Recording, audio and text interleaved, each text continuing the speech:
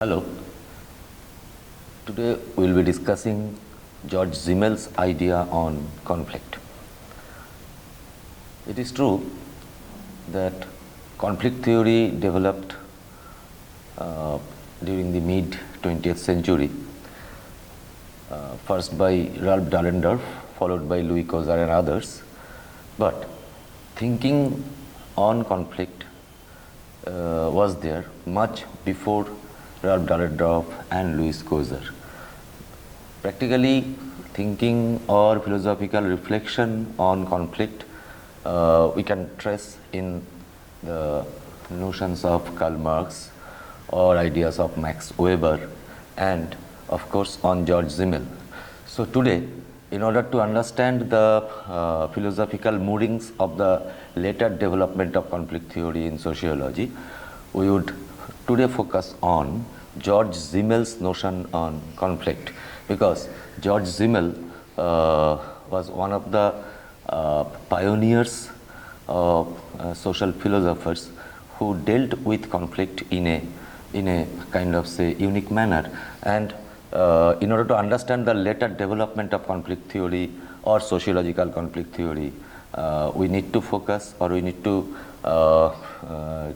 concern ourselves with the ideas of Georg Simmel. So today we will be taking up Georg Simmel's notion on conflict. So today we will focus on Georg Simmel's famous work on individuality and social forms. That would be our source material today. And this book came out in 1971 from University of Chicago Press, and we would concentrate on the pages 70 to 76 of this book of Georg Simmel on individuality and social forms. So first, sociology of conflict. This is a very rudimentary idea about the place of conflict in society. So conflict, as Simmel thinks, it has some important sociological significance in the way or in the sense that conflict causes or modify interest groups. It leads towards unifications of groups and organizations. So conflict has some, idiosyncratic role in society. Often it is thought to be that it is disruptive, disintegrative, but Simmel considers conflict as it has got certain positive functions, like say it unifies groups or organizations. So, and of course, conflict cannot be carried on by any one individual alone. We need a collectivity in order to have conflict. So it must certainly be considered as a form of association. So conflict is also considered as a form of association by Simmel, because it is a collective kind of say affair. No single individual can carry on conflict. So since it has got some collective dimension or it has got some group dimension, so it's an important form of association according to Simmel. Now, conflict also resolves divergent dualisms. That means where people's interests are divergent and there are dualisms. So conflict resolves those dualisms as Simmel considers it. Now, so it is an important way of achieving some kind of unity. Simmel considers conflict as a kind of say way or as a process to achieve some kind of unity. So conflict occupies a kind of important or significant role in sociology, since it's a process which leads towards group unity or say social unity.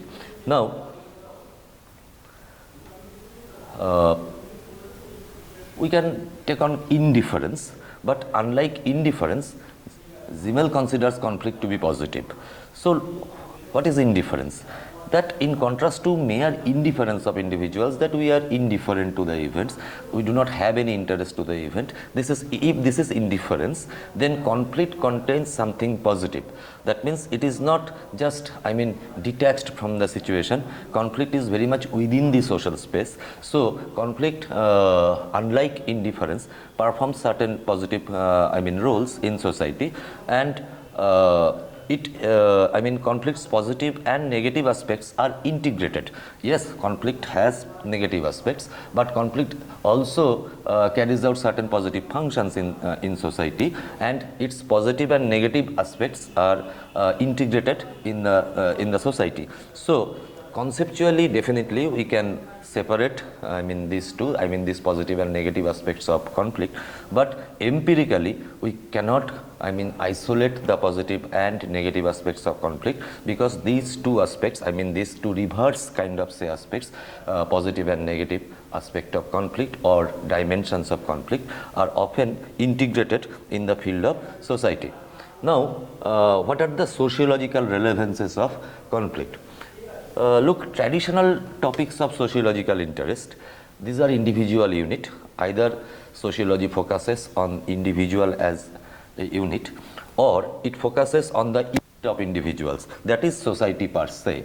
So either it focuses on the individuals, this is the tradition of sociological thinking, that either it focuses on individual exclusively, or the micro-sociologists we can refer to, their focal point was the individual, or we can focus on the unit of individuals, as the term used by Simmel, that unit of individuals refers to, of course, the society. So society as a whole is the unit then.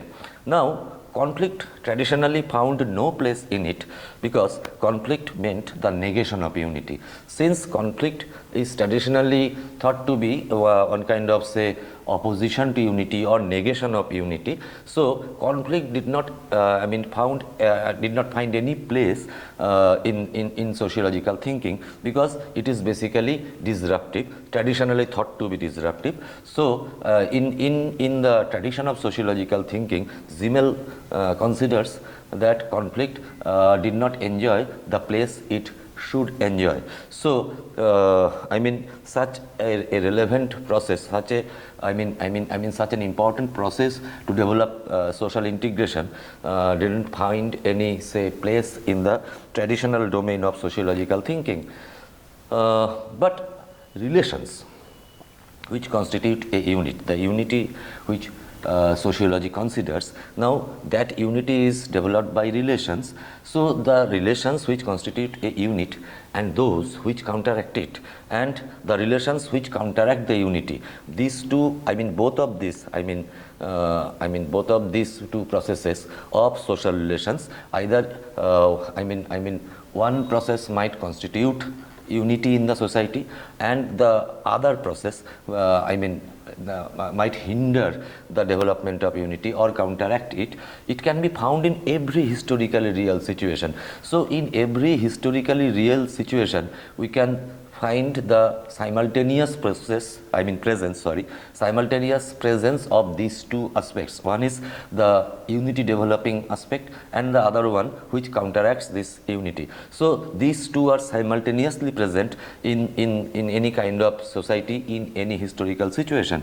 So convergent and divergent currents among the members are inseparably interwoven in every society. So in every society, these two opposite, seemingly opposite process, convergent and divergent currents, these two different types of processes are simultaneously present in the society, and they are inseparably interwoven. So we cannot just detach the convergent processes from the divergent ones. Now, an absolutely centripetal and harmonious group is empirically unreal. So a fully centripetal, that means fully say united and harmonious group, is empirically unreal according to Simmel. So we cannot find any society which is totally centripetal, which is totally united or integrated and harmonious. So it shows no real life process. If we can find any society which is fully harmonious, then the life process perhaps is not there, because life process involves or takes cognizance of these two different processes, if not opposite processes, the convergent and the divergent ones. So society needs harmony and disharmony. Society needs both these two. I mean both these two quote unquote opposite processes like harmony and disharmony. It needs association as well as competition and favorable and unfavorable tendencies. So society needs, I mean, these two opposite kind of say phases. So it needs harmony and disharmony. It moves towards association as well as towards competition. It needs favorable and unfavorable tendencies to have a definite shape. So in order to have a definite shape of society, it requires the simultaneous presence of these two opposite, I mean, processes, the unity developing processes and the processes which counteract the unity. Now society is the result of both categories of interaction. That means this integrative and disintegrative forms of interaction. Society needs both these two types of interaction, associative of course and dissociative. So both of these are positive. So there is no I mean Simmel is rather contradicting the views of society as a kind of say only harmonious kind of entity. He considers that society has, society is composed of these two processes which are seemingly opposite, but these two are simultaneously present, the convergent one and the divergent one. Now unity and discord. So this, I mean, in a summarized fashion, these two different aspects of society can be termed as unity and discord. So unity often is misunderstood, as Simmel thinks it, that unity often is misunderstood. Unity implies consensus and concord of interacting individuals. Surely unity implies this, that there should be harmony, there should be consensus and concord of interacting individuals against any sort of discords and disharmonies. So this is precisely what unity is.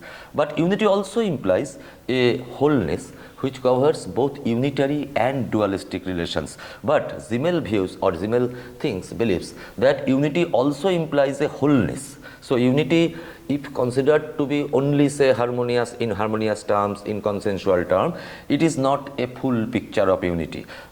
Simmel considers unity to be a wholeness which covers both unitary and dualistic relations. So unity becomes complete when it is composed of these two different aspects. One is unitary and another one is dualistic relations. So in order to develop unity also, we need the divergent kind of say or discord type of say events in the society. So discord unfolds its negative destructive character between particular individuals. Surely discord unfolds these negative implications or destructive character between particular individuals. So between some particular individuals we can find the existence of discord or say divergence of interests, but we mistakenly conclude that it must have the same effect on the total group. So what happens between say particular individuals, often we mistakenly take it that it must have the same effect on the total group, but that might not be the case. So which is negative and damaging between individuals. So what is negative and damaging between individuals may not be so for their total social relationships. So between particular individuals there may be some discord or disunity, but that does not necessarily mean that this can be generalized for the whole society. So which is negative and damaging between particular individuals. Particular individuals might express certain disunity, discord or divergences of interests, but that should not be generalized to reflect the whole gamut of social relationships in which these individuals are found. So Simmel considers conflict to be an integrative force in the group. So this is the contribution perhaps of Simmel, unique contribution of Simmel in the thinking on conflict in sociology. So it's an integrative force. Small groups Simmel considers, such as the marital couple. So here he is giving an example that small groups, if we take the example of marital couple, then a certain amount of discord is organically tied up with the very elements that ultimately hold the group together. So ultimately marital couple, they remain together, there is a bond because a certain amount of discord is organically tied up with this relationship. So in case of a married couple, this is really imaginary to consider that there is only unity of interest. There are occasional discords, and these discords are organically connected or tied up with the consolidation of the marital couple. So this is the example given by Simmel that this is not only true for the successful marriages, but this is also true for the failed marriages, that there are simultaneous presence of unity and discord. Now, positive and integrating role of antagonism is there in large structures too.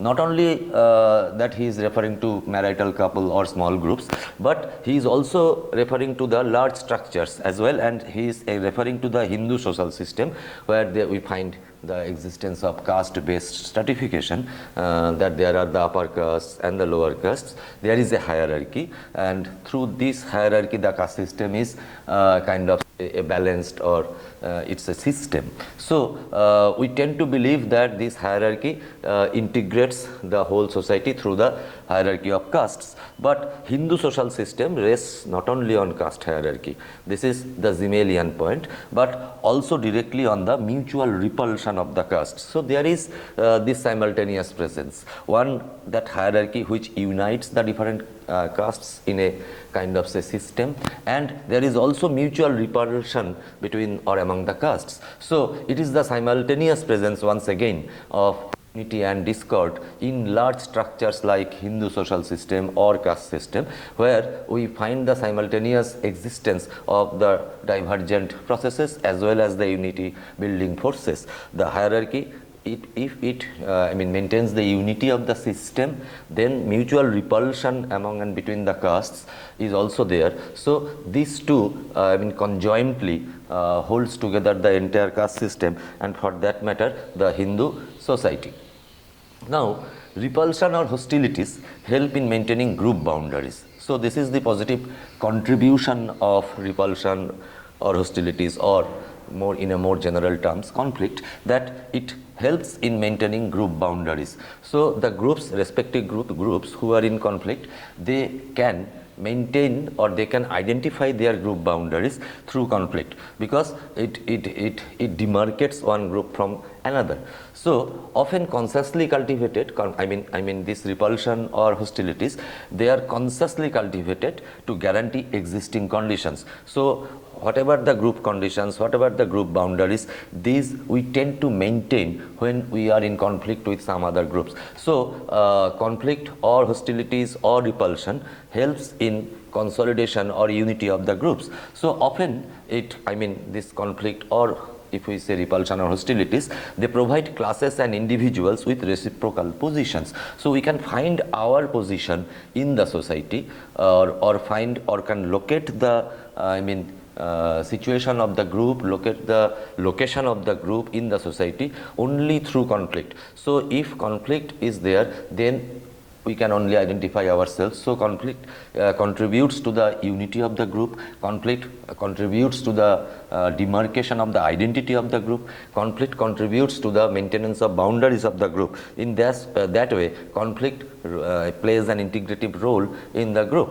Now, disappearance of conflict does not always result in a richer and fuller social life.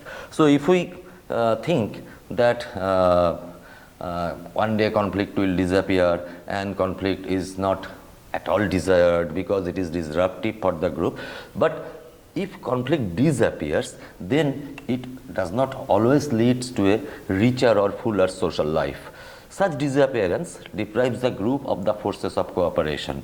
So if conflict disappears, then there is no value of cooperation as such. So cooperation as a process takes meaning or significance only when there is the existence or presence of conflict. So if conflict disappears, then it deprives the group of the forces of cooperation, affection, mutual aid, and harmony of interest. So cooperation, affection, mutual aid, and harmony of interest, which are supposed to be contributing towards the integration of the group or society, these these become simply meaningless or out of place if there is no conflict. So disappearance of conflict doesn't lead towards the development of a richer or fuller social life.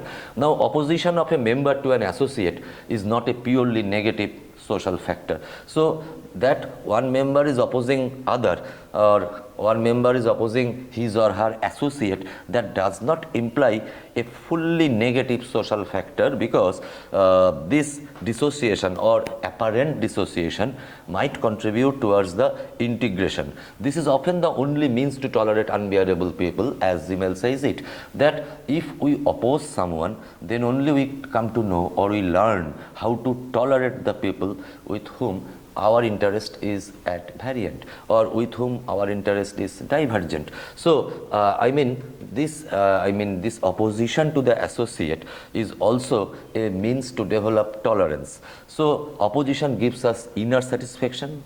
Opposition gives us inner satisfaction that at least we have opposed the thing. So this is a kind of inner satisfaction we earn from opposition and destruction and relief. Now, it makes us feel that we are not completely victims of the circumstances. If we cannot oppose, then we tend to feel that we have become the victims of the circumstances. So since we have opposed, so we tend to believe that we are not completely victims of the circumstances. So we can just bear the people we do not like. We come to know how to tolerate the people with whom our interest is different, if not opposite. So conflict leads towards tolerance. Conflict helps us to learn the values of tolerance, how to tolerate the people whom we do not like. So in that way, conflict contributes towards integration, because tolerance is essential for social integration. Now, conflict and opposition, that means conflict may exert a quieting influence. So since we come to know, tolerate the people with whom our interest is different, or conflict helps us to learn the values of tolerance after all, so it just exerts a quieting influence, that we learn to know the values of maintaining group boundaries and tolerating others. So it produces a feeling of virtual power. So since we are quiet, we gained inner satisfaction through opposition. So it produces a feeling of virtual power and inner balance. So it helps us to find out our inner balance, because if we cannot oppose, then we are irritated. We tend to think that we are victims of the system, we are victims of the situation. So that way, conflict leads towards accommodation, and that accommodation helps to develop the inner balance. So opposition can save relationships. If this avenue is not there, if the root of conflict is not there, if the root of discord is not there, if we cannot oppose, so if opposition is not there, then the entire relationships could one time burst asunder. So in order to save the whole gamut of relationships, in order to save the whole network of social relationships, or in order to save the society as such, we need to have opposition as well. So opposition constitutes social relation. In that way, since it saves social relationships, so it helps to constitute social relationships as well. So conflict is essential for the development of society, because it helps to maintain, it helps to protect social relationships. So what appears as dissociation or opposition actually is an elementary form of association, since it helps to develop social relation. So it is actually an elementary form of association in any kind of society. So apparently, it is dissociation, apparently it is divergent, apparently it is opposition, but actually, since all this opposition or dissociation, whatever, since it helps to develop social relations, since it helps to develop a fuller social life, so it is it is an elementary form of association, as Simmel believes it. So conflict is positive, because it resolves the tension between contrasts. So there are contrasts, there are opposites, so there are tensions, I mean between the opposites, tension between the contrasts. So conflict helps to resolve or diminish the level of, say, tension between the opposites, between the contrasts. So in that way, conflict saves the society from disruption. So taken or considered from a different angle, conflict is helpful to maintain the society. Conflict helps to develop social integrity. Conflict helps to develop association. So conflict, by resolving tensions between opposites, helps to develop society. In that way, conflict is a kind of important aspect of society. So we cannot just do away with conflict, or we should not do away with conflict rather, because conflict helps to develop social integration. For today, I will stop here. Thank you.